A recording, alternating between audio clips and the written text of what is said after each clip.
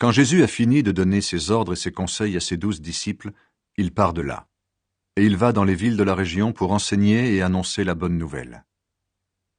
La question de Jean-Baptiste. Jean-Baptiste, dans sa prison, a entendu parler du Christ et de ce qu'il fait. Il envoie quelques-uns de ses disciples pour demander à Jésus « Est-ce que tu es le Messie qui doit venir? Ou bien devons-nous en attendre un autre ?» Jésus leur répond « Allez raconter à Jean ce que vous entendez et ce que vous voyez. Les aveugles voient clair, les boiteux marchent bien, les lépreux sont guéris, les sourds entendent, les morts se réveillent, les pauvres reçoivent la bonne nouvelle. Il est heureux, celui qui ne refuse pas de croire en moi. » Jésus parle de Jean-Baptiste. Les disciples de Jean repartent. Jésus se met à parler de Jean aux foules qui sont là. Il leur dit « Qu'est-ce que vous êtes allés regarder dans le désert? Un roseau secoué par le vent? Non. Alors, qu'est-ce que vous êtes allés voir? Un homme habillé de vêtements élégants? Mais ceux qui ont de beaux vêtements habitent dans les palais des rois. Qu'est-ce que vous êtes allés voir? Un prophète? Oui, je vous le dis, et même plus qu'un prophète. En effet, Jean est celui que les livres saints annoncent quand Dieu dit « Moi, je vais envoyer mon messager devant toi, il préparera le chemin pour toi. » Jésus ajoute « Je vous le dis, c'est la vérité. Il n'y a jamais eu un homme plus important que Jean-Baptiste. Pourtant, celui qui est le plus petit dans le royaume des cieux est plus important que lui. Depuis le temps où Jean baptisait jusqu'à maintenant, on attaque le royaume des cieux avec violence, et les gens violents cherchent à le prendre. Jusqu'à Jean, la loi et tous les prophètes ont annoncé ce qui allait arriver. Et si vous voulez me croire, Jean, c'est Élie qui devait revenir. Celui qui a des oreilles, qui l'écoute. À qui est-ce que je vais comparer les gens d'aujourd'hui? Ils ressemblent à des enfants assis sur la place du village. Les uns crient aux autres « Pour vous, nous avons joué un air de flûte, mais vous n'avez pas dansé. Nous avons chanté un chant de funérailles, mais vous n'avez pas pleuré. » En effet, Jean-Baptiste est venu. Il ne mange pas, il ne boit pas, et les gens disent « Il est fou !» Le Fils de l'homme est venu. Il mange et il boit. Et les gens disent « Regardez, cet homme pense seulement à manger et à boire. Il est l'ami des employés des impôts et des pécheurs. » Mais quand on voit ce que fait la sagesse de Dieu, on reconnaît qu'elle agit bien. Les villes qui refusent de croire. Alors Jésus se met à faire des reproches aux villes où il a accompli la plupart de ses miracles. En effet, les habitants n'ont pas changé leur vie. Jésus leur dit « Quel malheur pour toi, ville de Chorazine!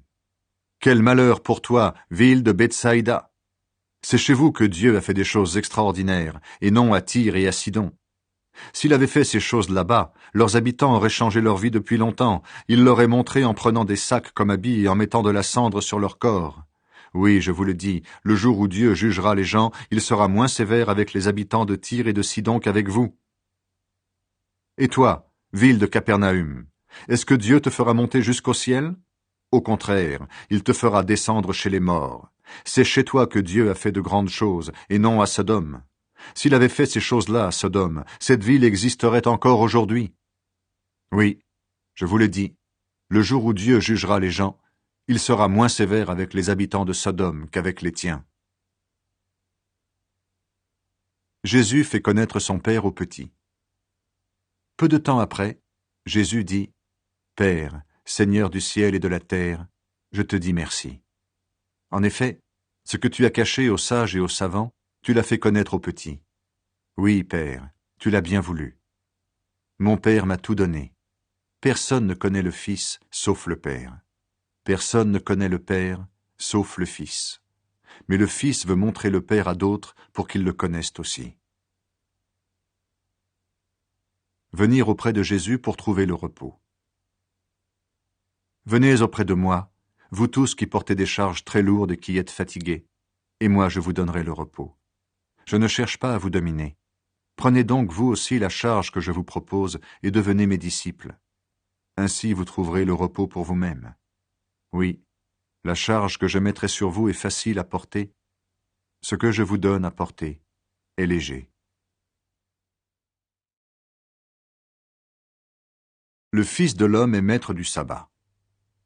Peu de temps après, Jésus traverse des champs. C'est un jour de sabbat. Ses disciples ont faim. Ils se mettent à arracher des épis et ils mangent les grains. Quand les pharisiens voient cela, ils disent à Jésus, « Regarde ce que tes disciples font. Le jour du sabbat, c'est interdit. » Jésus leur répond, « Vous n'avez pas lu ce que David a fait? Un jour, il avait faim, et ceux qui étaient avec lui avaient faim aussi. Il est entré avec eux dans la maison de Dieu, et ils ont mangé les pains qui étaient offerts à Dieu. Pourtant, ils n'avaient pas le droit d'en manger, ni David, ni ceux qui l'accompagnaient. Seuls les prêtres avaient le droit d'en manger. Ou encore, est-ce que vous n'avez pas lu ceci dans la loi? Le jour du sabbat, les prêtres dans le temple ne respectent pas le repos du sabbat? Pourtant, ils ne sont pas coupables. Mais je vous le dis, il y a ici quelque chose de plus important que le temple. Vous avez accusé ces hommes qui ne sont pas coupables. En effet, vous ne savez pas le sens de cette phrase des livres saints. Je désire l'amour et non les sacrifices d'animaux. Jésus dit encore, le Fils de l'homme est maître du sabbat. Jésus guérit un homme à la main paralysée. Jésus quitte cet endroit et il va dans la maison de prière juive. Là, il y a un homme qui a la main paralysée.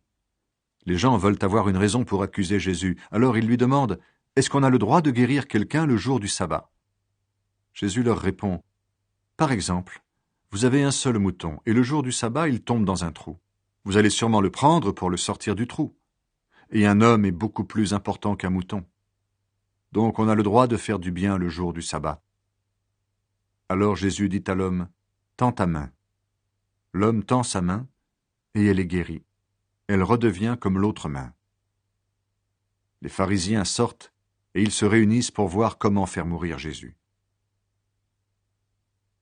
Jésus est le serviteur que Dieu a choisi.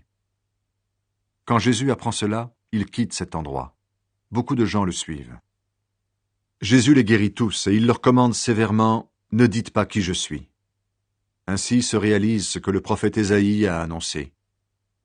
Dieu dit « Voici mon serviteur que j'ai choisi, celui que j'aime. Je l'ai choisi avec joie.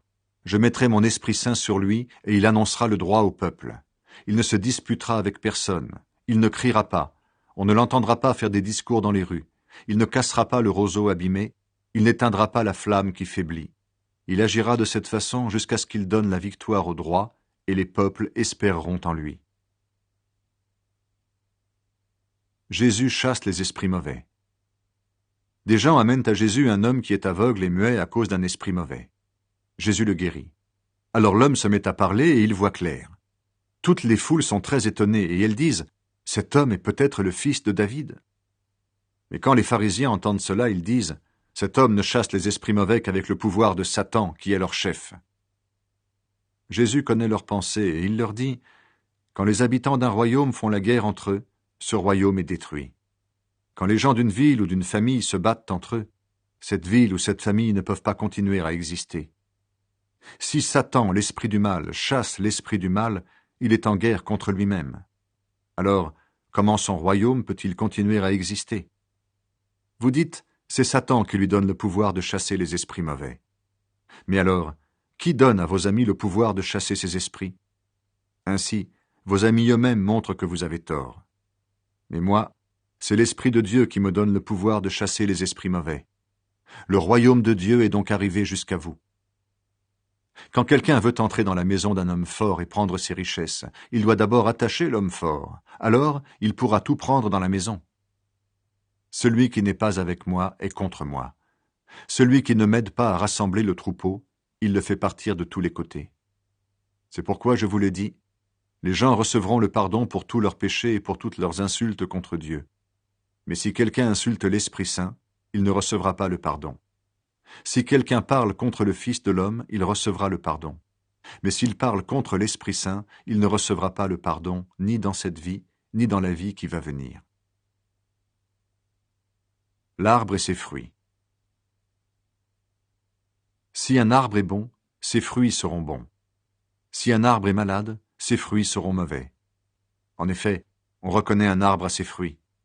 Espèce de vipère, vous êtes mauvais. Alors, comment est-ce que vous pouvez dire de bonnes choses? En effet, ce qui remplit le cœur de quelqu'un